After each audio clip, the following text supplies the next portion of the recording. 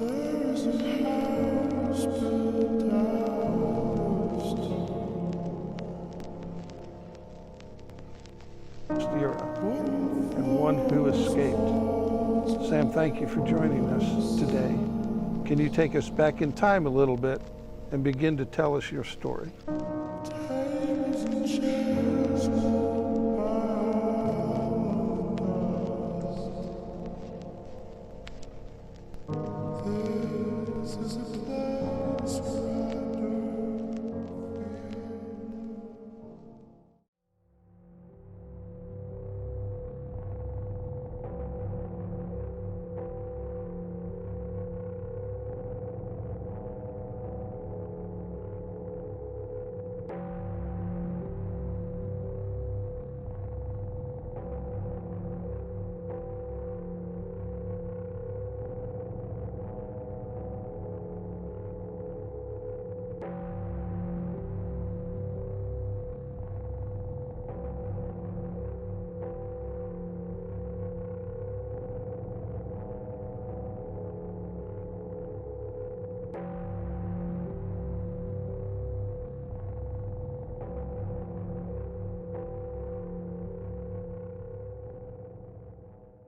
This is a short story of what the sad daily lives inside of the Dachau concentration camp were like. We will be covering most of what life was like inside of the camp, but we are also including some extra things as well. This model is based mostly off of the Dachau concentration camp memorial site located in Dachau, Germany. This model takes place in the modern day, not during World War II. Dachau was the first concentration camp that was built on March 22, 1933. The camp was built on the grounds of an old abandoned munitions factory and was originally intended for political prisoners. When the prisoners arrived at the camp, they were divided into two groups after getting off of the train, men on one side and then women and children on another. In most cases, prisoners would be recorded and assigned a prisoner number. They would normally be referred to by this number rather than their name from this point on. This number would be tattooed on their arms in Dachau, and it was embroidered onto their garments in most other camps. At this point, prisoners were usually assigned to a barrack and work detail. These inmates were told to strip down after registering, and they were then forced to have their heads shaved and shower with other prisoners as the SS guards, who were the Schutzstaffel protection squads which took leading roles in security around the camps, watched. Their ordinary clothes were usually taken away and replaced with a striped uniform. However, this varied depending on the camp and the prisoner. The purpose of this horrific procedure was to destroy any remains of human dignity or personal identity.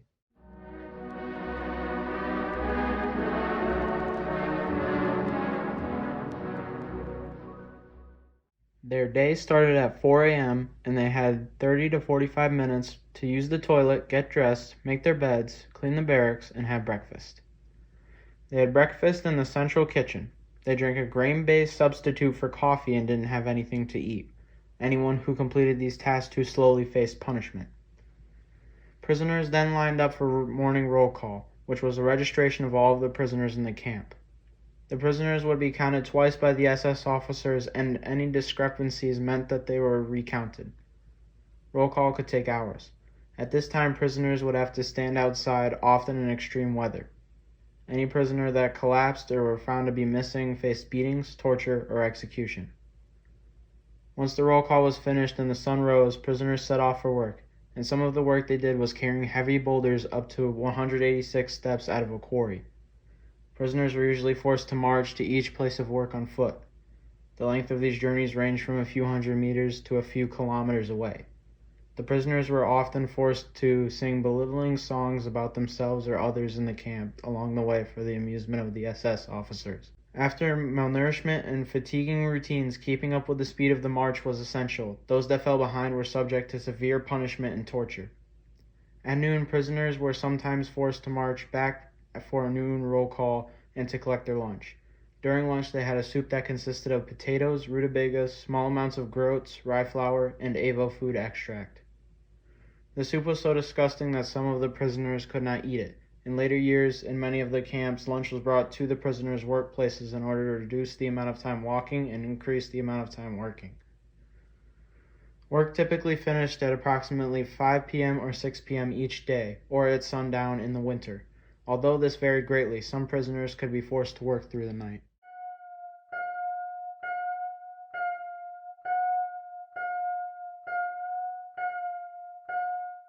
In Dachau between 1933 and 1945, more than 200,000 prisoners were held in Dachau.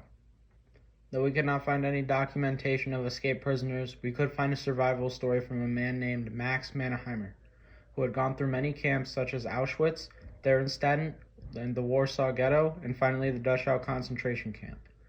When he was in Dachau, he knew the rules and knew how to survive by keeping his head down and following orders. His last job in the Dachau concentration camp was to cart the corpses of his fellow prisoners into the mortuary. And then he finally was liberated 9 months later after he got to the camp. More than 30,000 prisoners have been freed from Dachau since 1945.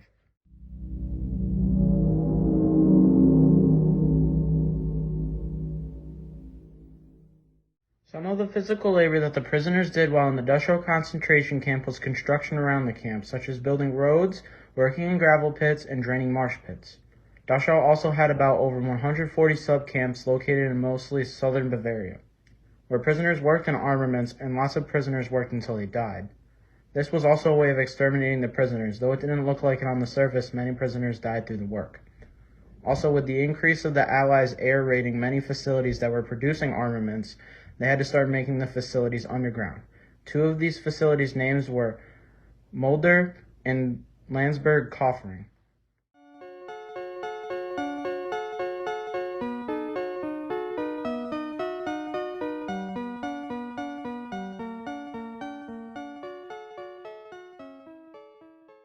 The Journhouse was the main gate of the camp, where the words Arbeit macht frei, which means work makes you free, were on the gate. This building was not just the main gate, it was also the place where the SS guards would make prisoner work details and wrote applications for punishing prisoners. Next, the barracks, which were the most common building inside of the camp, where most of the prisoners lived. There were a total of 34 barracks, though there were only 2 that were rebuilt. The barracks were originally designed to hold around 200 people, but towards the end of the war they were packed full of over 2,000 people per barrack. There was an agreement made to create a memorial site on the grounds of the former prisoners' camp. Demolition work began on the barracks because they were dilapidated and greatly altered by the various uses since 1945, and 2 replicas were built after the original ones were demolished for the memorial. One of the biggest buildings in the camp was the maintenance building. This building had many rooms with workshops and other storage rooms. Prisoners worked as metalworkers, electricians, painters, and installers. Some also worked in laundry and in the kitchen. This building also had a room called the shunting room, where newly arrived prisoners were forced to hand over all of their clothes and other belongings, and had all their body hair shaven and then showered and given uniforms. Though this camp was already a prison, behind the maintenance building was the camp prison. This prison was where prisoners with repeated offenses were sent. The building had many single cells as well as standing cells. This building was also where harsher punishments and even executions were made. The prisoners in these cells were given even smaller amounts of rations, and because of this, starvation was common inside of the prison. The next area is the roll call area, which was located in front of the maintenance building. This was a large open space where the SS guards took roll call, as the name implies.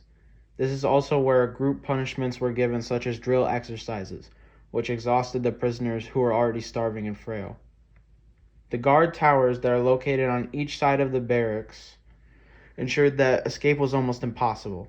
Each guard tower had heavy weaponry with SS guards that were in the towers throughout all the day and all the night. Finally, the crematorium was located in what used to be the SS guard complex that was outside the camp, and the bridge that is in the memorial site now was not there before. Because of the crematorium being located in the SS guard complex, only the SS guards and the prisoners that worked there were allowed access. The crematorium was meant to cremate the bodies of the prisoners that died, though it was also used to carry out private executions because of its location.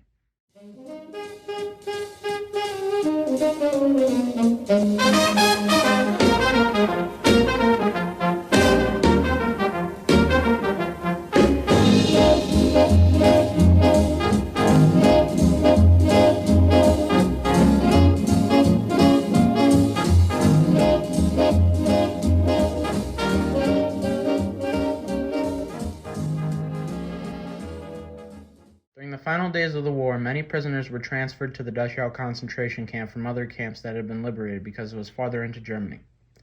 Starvation and disease tore through the camp in the final days before liberation, claiming thousands of lives.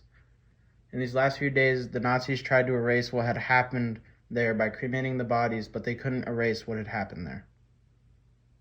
The camp was finally liberated on April 29, 1945 by the 42nd and 45th Infantry Divisions as well as the 20th Armored Division of the U.S. Army. The Nazis took about 7,000 prisoners on a death march. When the U.S. troops entered the camp, they found many survivors that were very frail and weak from the harsh treatment by the Nazis. They also found many train cars full of dead prisoners that were decomposing.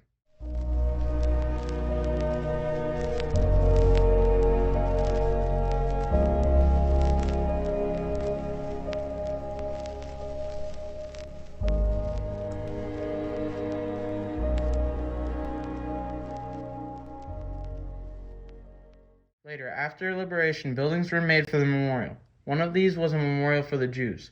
This memorial was in the back right of the camp. It had an enclosed ramp that dropped off at its peak with light shining through at the lowest part. This was meant to symbolize the extermination of the Jews. The next memorial was called the Mortal Agony of Christ Chapel. A Dachau survivor named Johannes Neuhausen started the building of the memorial. The memorial symbolized the liberation of the camp by Christ. Another memorial in the camp was the Protestant Church of Reconciliation. This building was really difficult to replicate, so we just had to use an image instead.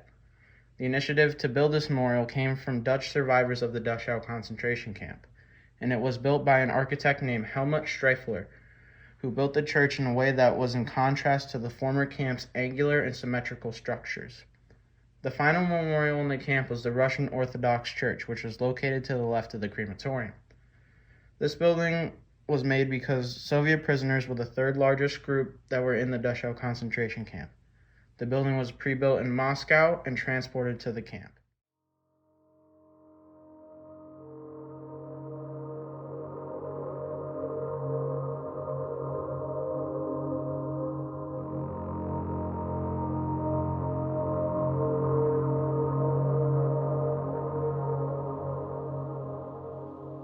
The Dachau concentration camp was the first camp to open, and it was a fallback point after the liberation of other camps. Though it isn't the most known about or feared camp, it still was a very deadly place that killed over 31,000 people, and it has also held over 200,000 people.